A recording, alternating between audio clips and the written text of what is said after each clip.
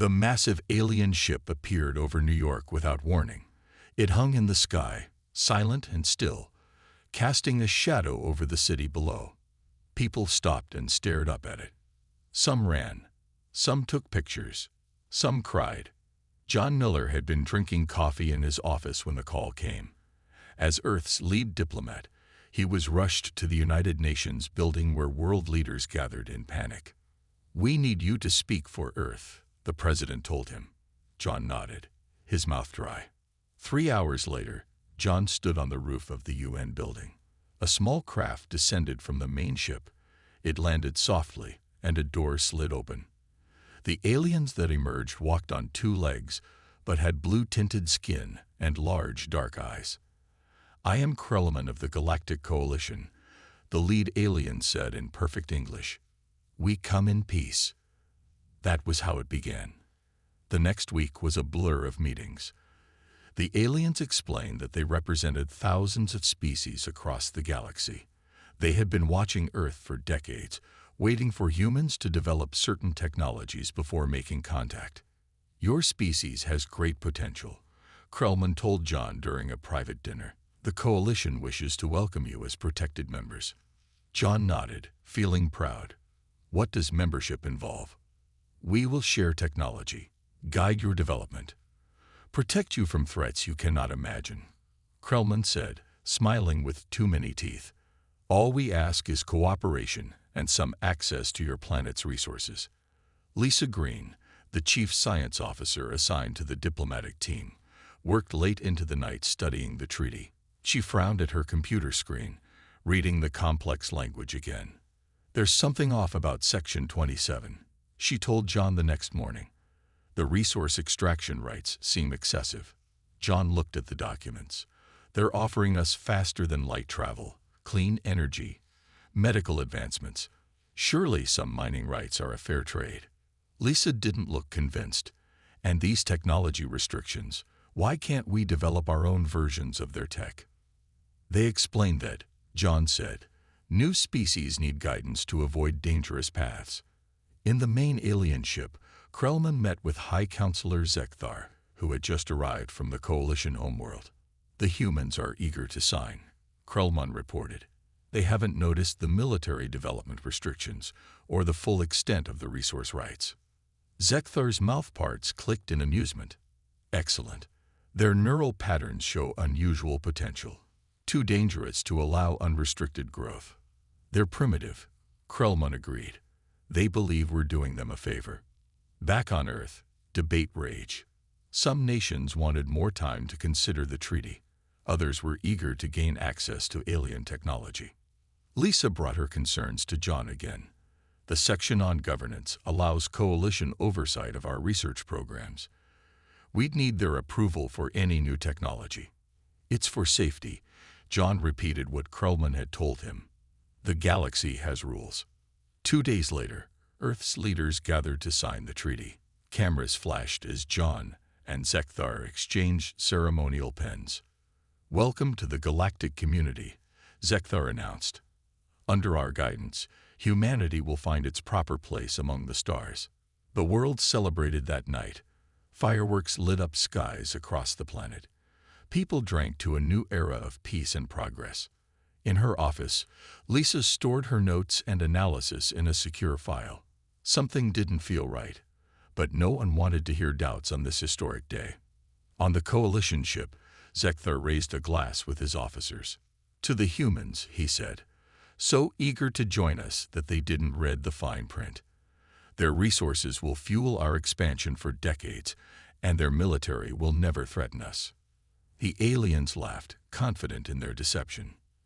Earth had taken its first step into a larger universe, but it was a step into shackles they couldn't yet see. 10 years passed since Earth joined the Galactic Coalition. The shine of first contact had faded. Earth was different now. Ships from other worlds came and went. Alien tech changed how people lived. But not everything was better. Steve Rogers stood at the window of Earth Space Command headquarters, watching Coalition ships load containers of minerals from the nearby dock. Another shipment of Earth resources heading to the stars. "Captain Rogers, "The mining reports you asked for," said a young officer, handing him a tablet. Steve studied the numbers with a frown. "Our quotas went up again. Third time this year."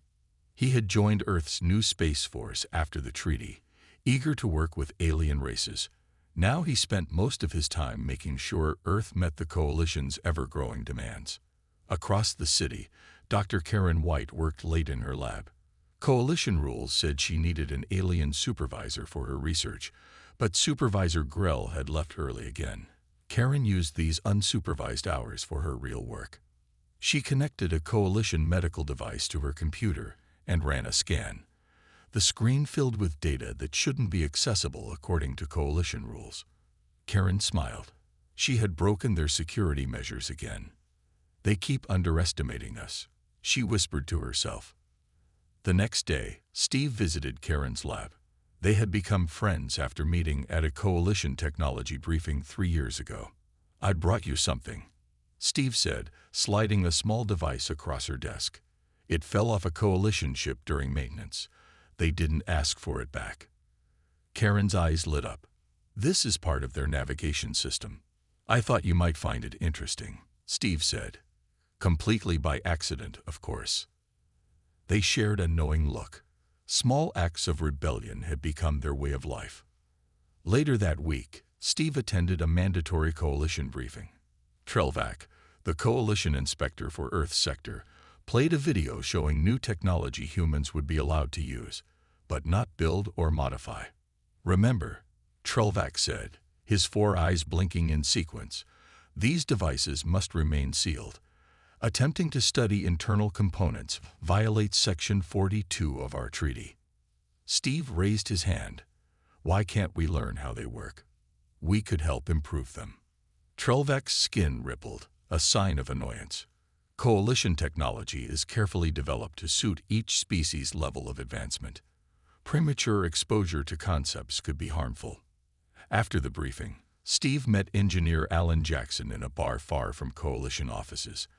Alan had worked for NASA before the aliens came. Now he fixed Coalition equipment according to their strict guidelines. "I got something to show you," Alan said quietly. He pulled out his tablet and showed Steve a design. "I've been studying their power systems. Look what happens when you connect the circuits this way instead." Steve's eyes widened. "That's twice the output they told us was possible." "They're lying to us, Steve. About everything." That night, Steve couldn't sleep. He called Karen on a secure line they had set up using old pre-Coalition technology. "I need to show you something," he said. "Something big." The next day, they met in an abandoned subway tunnel. Karen brought printouts of her research. "I've been analyzing alien brain scans," she explained, spreading papers on a dusty table. "Coalition species all have similar neural patterns, but humans are different." She pointed to the images. "Our brains make connections their brains don't." "What does that mean?" Steve asked. "It means we think differently. We solve problems in ways they can't predict." Karen looked up, her eyes intense. "I think they're afraid of us." Alan arrived late, carrying a heavy bag. "Sorry. Had to make sure I wasn't followed." He pulled out a Coalition communication device he had modified. "Watch this." He activated it, and the screen showed Coalition frequencies that should have been blocked. They listened in silence as alien voices discussed containment protocols for Earth. "They're holding us back on purpose," Steve said finally. "All these rules and restrictions." Karen nodded. "They classified us as a potentially disruptive species from the beginning." "So what do we do?" Alan asked. Steve looked at them both. "We stop playing by their rules. Starting now." The old lunar base had been abandoned 5 years ago when the Coalition provided Earth with better facilities. Now it served a new purpose. Steve, Karen, and Alan called it Project Breakthrough. And they weren't alone anymore. "The air recyclers are working again," Alan said as he joined the others in what used to be the base's cafeteria. "We can support 20 people up here now." Steve nodded, looking around the table at the faces of the 12 men and women who had joined their cause. Scientists, engineers, and military personnel who shared their suspicions about the coalition. "Lieutenant Cruz, what did you find?" Steve asked. Maria Cruz, a Navy intelligence officer with a talent for computers, tapped her tablet. "I got into their educational database. The stuff they let us access is maybe 10% of what they have. The rest is locked behind species classification barriers." "Can you break through?" Karen asked. Maria smiled. "Already did. I downloaded technical manuals for their FTL drives before they detected the breach." Across the solar system, on a coalition monitoring station near Jupiter, Inspector Trelvac reviewed security reports. Something wasn't right on Earth. Resource production was meeting quotas, but energy usage patterns had changed. Some power was being diverted somewhere his sensors couldn't track. "Increase surveillance on Earth's Space Command personnel," he ordered his assistant, especially Captain Rogers. Back on Earth, UN Secretary Diane Foster sat in her office, reading a report on coalition trade restrictions. She had been Earth's political leader for 3 years, carefully navigating the relationship with their alien partners. A light on her secure phone blinked. She closed her door before answering. "The project needs more time." Steve's voice came through. "Coalition security is increasing." "I'll handle it," Foster replied. "The Brazilian mining operation will create a distraction. Just get me something I can use to push back against them." At the lunar base, Paul Wright, a physicist who had joined the project a month ago, burst into the main lab. "I figured it out," he shouted, waving a tablet. "The coalition FTL drives use a standard configuration because it's safe, not because it's optimal." He showed Karen his calculations. "If we reconfigure the field generators like this, we can increase speed by at least 300%. Karen studied the numbers. This would break at least 6 different coalition technology restrictions. Paul grinned. "Exactly." 2 days later, Alan and his engineering team finished building the modified drive using parts smuggled piece by piece to the moon. They installed it in a small shuttle they had claimed was destroyed in a training accident. "If this works," Alan said as they prepared for the test, "it changes everything." Steve watched from the control room as the shuttle lifted off from the lunar surface. It moved to a safe distance, then activated the modified drive. The shuttle vanished. "Drive activated," Maria reported from her console. "Tracking beacon is functioning." Minutes passed in tense silence. There, Karen pointed at the screen. The shuttle had reappeared near Mars. A trip that should have taken hours had happened in minutes. As the team celebrated, Alan pulled Steve aside. "I've been working on something else too. The quantum communication system that the coalition can't monitor." "How far away can it work?" Steve asked. "That's the best part," Alan said. "Distance doesn't matter, and it can't be intercepted." On Earth, Secretary Foster received a visitor. Coalition High Representative Vexlor had arrived unannounced. "We've detected unusual energy signatures near your moon," Vexlor said. "Care to explain?" Foster smiled politely. "Just some routine maintenance on the old facilities. Nothing that violates our treaty." Vexlor didn't look convinced. "See that it stays that way." After the alien left, Foster made a call on her secure line. "They're getting suspicious. Whatever you're planning next, do it quickly." Back at the lunar base, Steve gathered the team. "Phase 1 is complete. Now we start building our fleet." 6 months had passed since the first successful test of the modified FTL drive. Project Breakthrough now had 3 small ships hidden in the asteroid belt. Steve and Maria prepared for their most dangerous mission yet. "The Norellians have responded to our message," Maria told the team during their daily briefing. "They want to meet." "Who are the Norellians?" asked Paul. "The coalition never mentioned them." Karen brought up an image on the main screen. The Norellians looked like tall insects with 4 arms and compound eyes. They're from a star system about 20 light-years away. The coalition database lists them as a managed species, just like us. "Managed. Nice way of saying controlled," Alan muttered. Their newest ship, The Swift was ready for its first real mission. Steve would command, with Maria handling communications. They loaded the ship with samples of human technology that shouldn't exist according to Coalition rules. "Remember, we don't know if we can trust them," Secretary Foster warned during their final briefing. "The Norellians might report us to the Coalition. It's a risk we have to take," Steve said. "We need allies."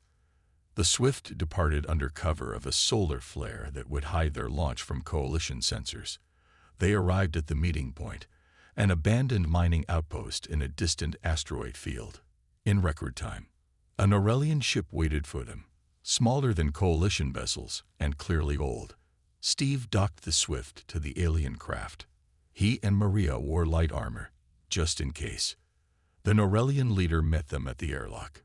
She was taller than a human and her exoskeleton had a green-blue shine. "I am Zikre," she said through a translator. "You are the humans who sent the message. I'm Captain Steve Rogers.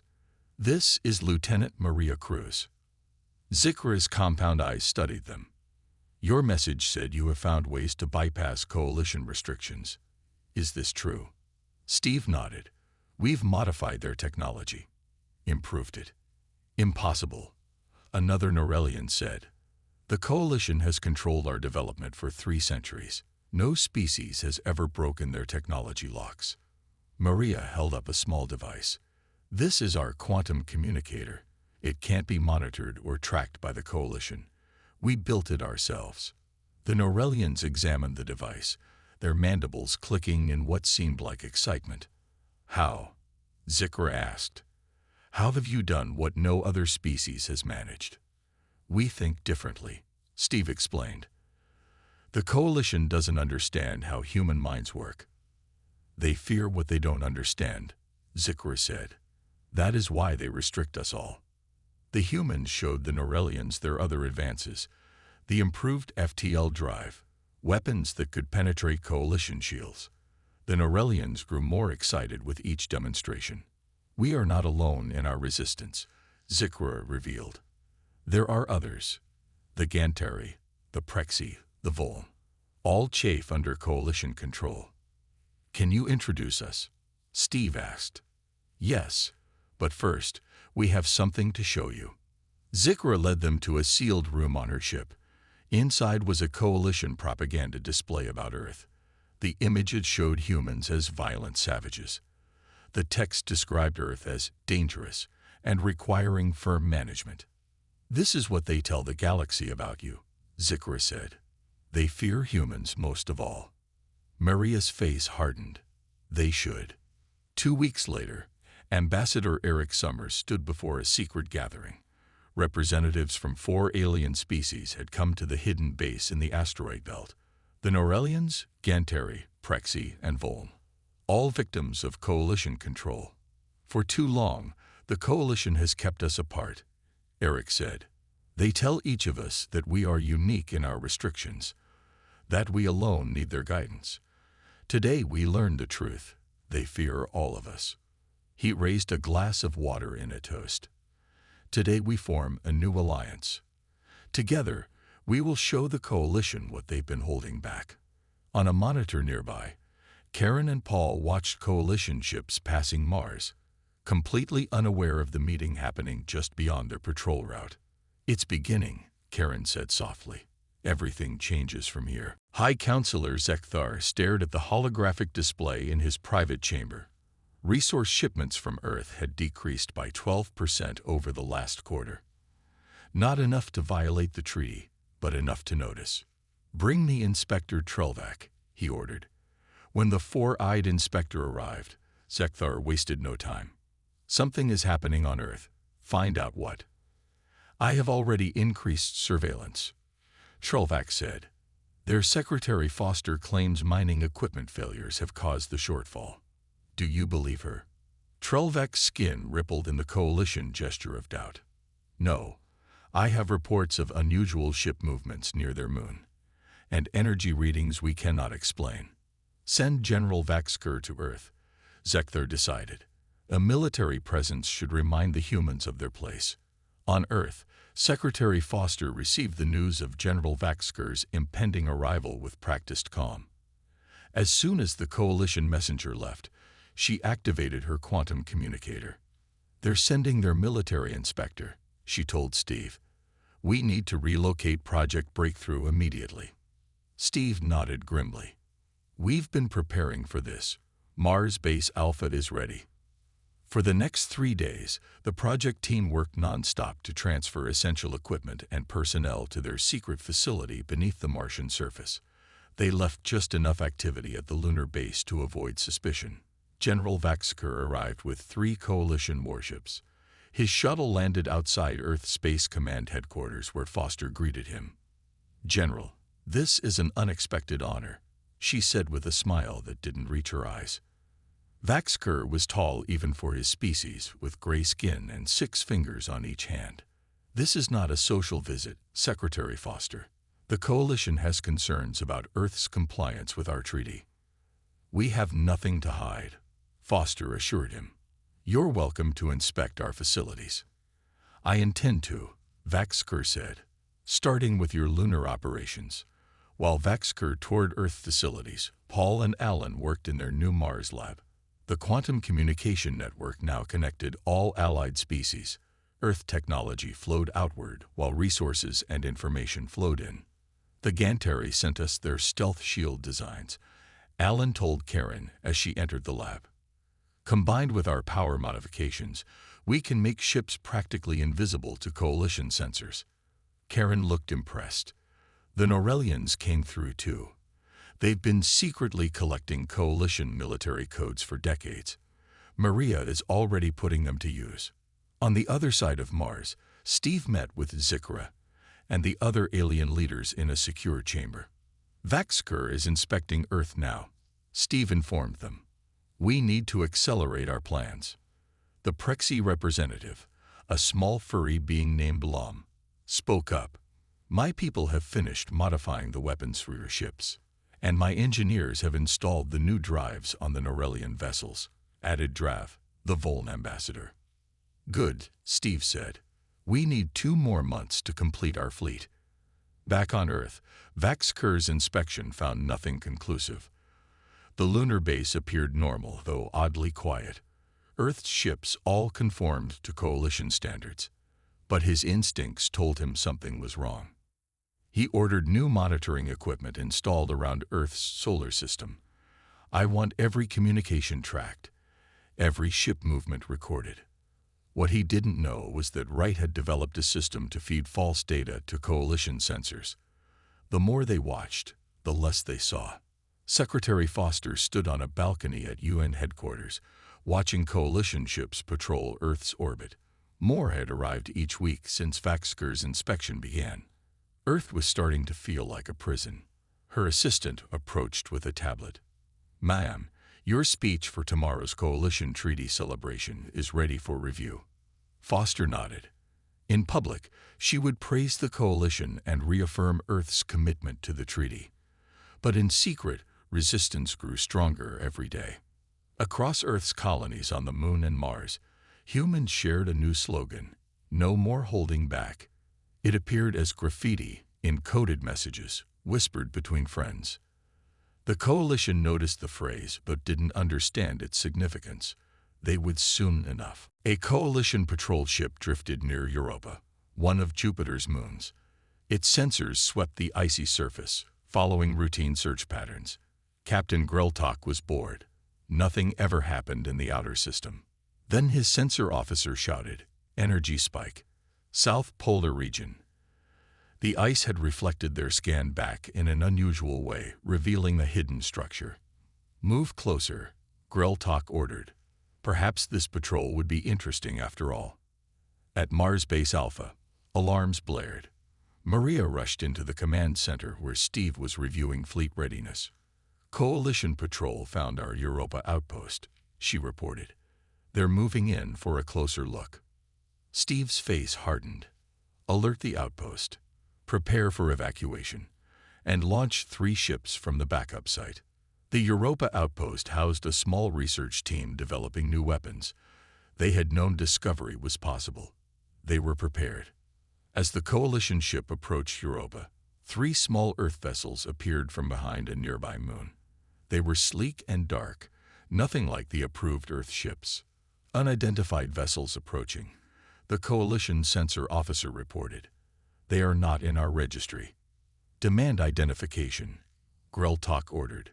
Before they could send the message, 2 more coalition patrol ships arrived to help. 7 coalition vessels against 3 human ships. The aliens thought it would be an easy victory. They were wrong. The human ships moved with impossible speed. Their modified drives let them change direction instantly.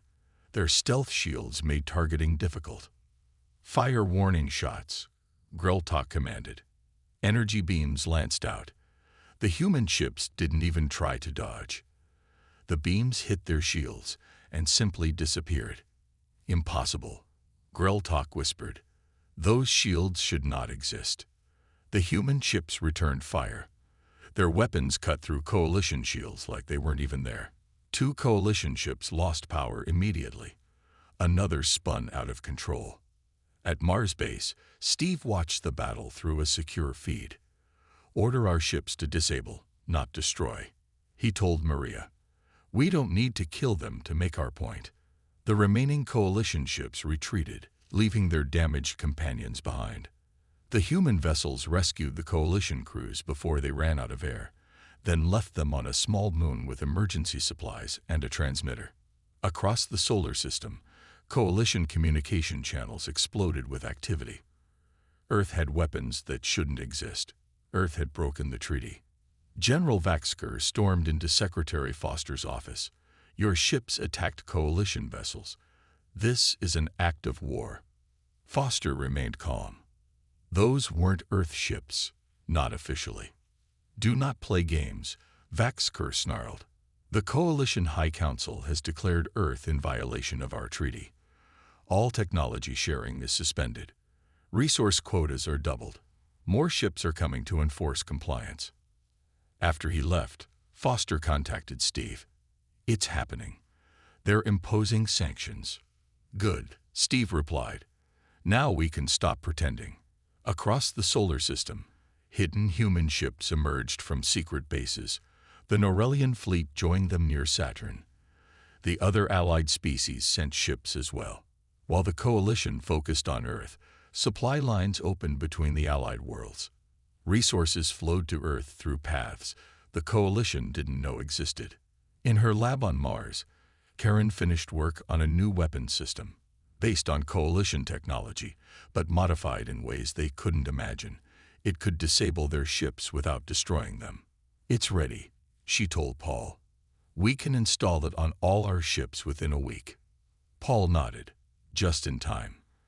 Vaxker has called for a fleet to pacify the human problem. At least 30 warships.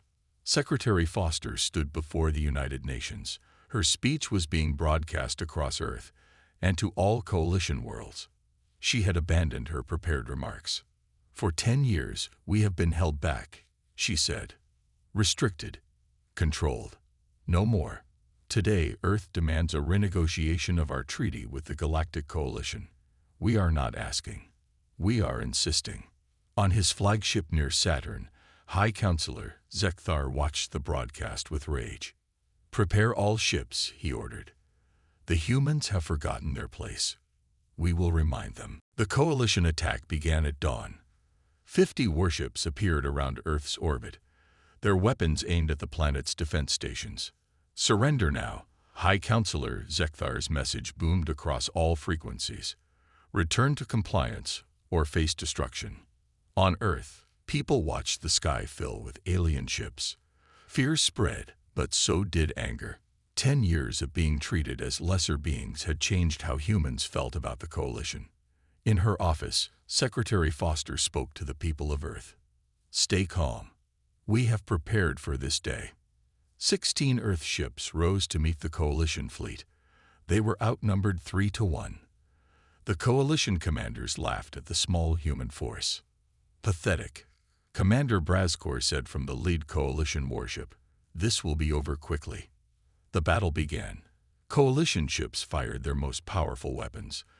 The human ships took hits directly on their shields. The modified shields glowed but held firm. Impossible, Brazcor shouted as the readings came in. Their shields should have failed. The Earth ships moved in a pattern that seemed random at first, but it was a careful plan. They weren't trying to win this battle. They were following Steve's strategy. Pull back to position 2, Steve ordered from his command ship hidden behind the moon. Make it look real. The Earth ships took damage, some of it planned. They retreated, drawing the Coalition fleet closer to Earth. Coalition ships descended toward Earth's orbital defense stations. The stations fired back, but couldn't stop the larger ships. One by one, the stations went dark. On the main Coalition ship, Brazcor reported to Zekthar. The human defenses are failing. Their ships are retreating. Zekthar's face showed satisfaction. Begin landing troops at their major cities. I want their leaders captured. Coalition forces took control of Earth's orbital stations. Their soldiers prepared to land on the planet. Brazcor made an announcement to all Earth communication systems. Your resistance has failed. Earth is now under direct Coalition control. Across the solar system, news of Earth's defeat spread quickly. But on Mars Base Alpha, the mood was different. Phase 1 complete, Maria reported as the last Earth ship appeared to be destroyed on Coalition sensors. The destroyed ships had actually used their stealth technology to disappear from view. They were now regrouping behind the moon with the rest of the hidden fleet. What about the evacuation? Steve asked. 92% complete, Alan replied. All key personnel and technology have been moved to Mars or the outer bases.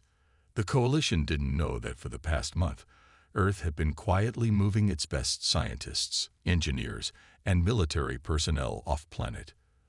The people left behind knew what was happening and had chosen to stay to maintain the illusion of normal life. At the same time, the real action was happening across the galaxy. Earth's allies had launched their own operations. The Norellians freed 3 of their mining colonies. The Prexy reclaimed a research station. The Vol and Ganteri disabled Coalition communication relays in 12 systems.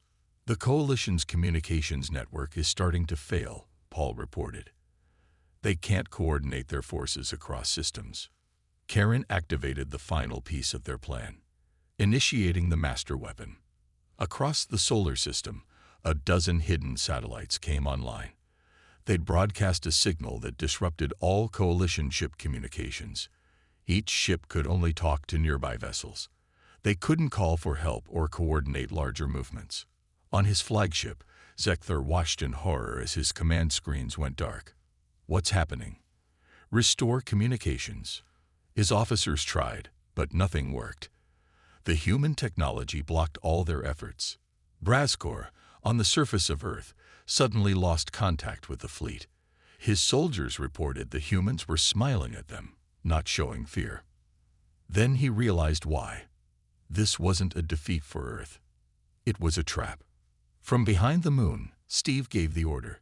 All ships, engage. The real battle begins now. 100 ships appeared from behind Earth's moon. Not just human vessels, but ships from all the allied species.